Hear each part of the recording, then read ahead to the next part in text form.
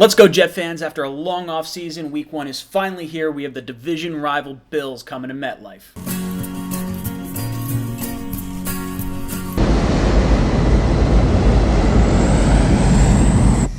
Talk to me, Goose.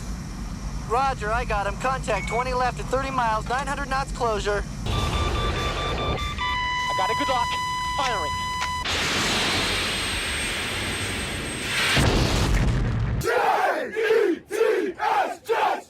Jets!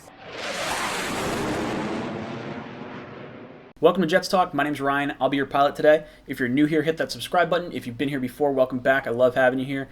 Guys, we are still doing the NFL Pick'em contest. It's totally free. I will link that down in the description down below, so feel free to join that. Don't forget, Monday night we have the Cockpit live stream. I will be taking call-in questions. We will talk all about week one and all the games from around the NFL. Don't forget to tune in. We will be starting it at 7 o'clock this week. We'll be watching the Monday Night Football game and having a little bit of fun. Guys, I'm super excited about this game. I will be there. I'm going to be tailgating early in the morning. If you see me at the game, don't be afraid. Say hi to me. But I am so excited to see MetLife rocking again. This is the first time in a long time that I've been very excited to see how this team is going to perform.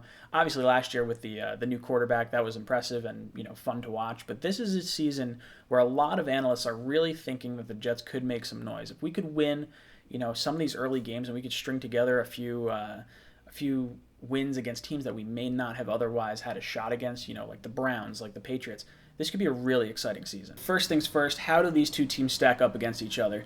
Since I don't want to use preseason stats, we're going to take a look at last year's teams. I know a lot has changed over those last few months, but let's take a look at the rankings from last year just so we can get an idea of what these two teams are, and we'll plug in some of their key additions and see how it could change for this season. I'm probably going to do this through the first 4 weeks just because we won't have a good enough sample size of the offenses and defenses yet. So after 4 weeks, we'll get the 2019 rankings, but for now, we're going to look at 2018. All right, so these two teams are very similar to one another, especially since both quarterbacks were taken in the same draft, and we kind of have the same timeline. Now, when you look at the Bills on offense last year, they really didn't have that much of a passing game. Josh Allen was not very accurate. He didn't have the weapons on the outside that you would expect for, I guess a young quarterback. They did have a very good running game. They had LaShawn McCoy. They had Josh Allen running around like crazy back there, so they finished 9th overall in terms of rushing. In terms of our defense last year, we pretty much ranked in the mid-20s through all our categories. Our rushing defense was the worst of the bunch. I do expect that to get better with Quinnen Williams, with C.J. Mosley, all these guys kind of coming together. I do expect us to have a much better rush defense this year than we did last year. Now, I was surprised to see that we actually had a really good third down efficiency when it came to our defense and getting off the field. We actually finished second in the league in that respect.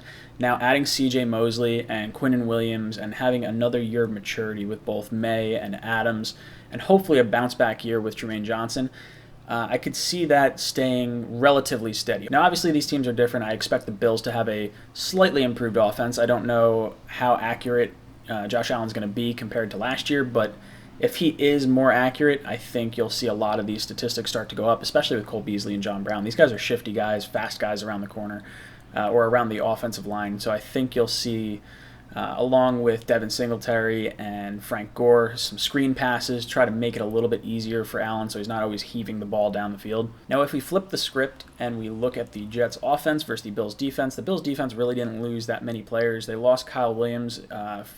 He retired at the end of last season, but they plugged in Ed Oliver. So they are going to be pretty strong across the board. When you look at it, they finish first or second or top 10 pretty much in everything across the board. The only category that they had a little bit of difficulty with, and that was, they finished middle of the pack in terms of the rest of the NFL, was their rushing defense. They had 16th overall in that.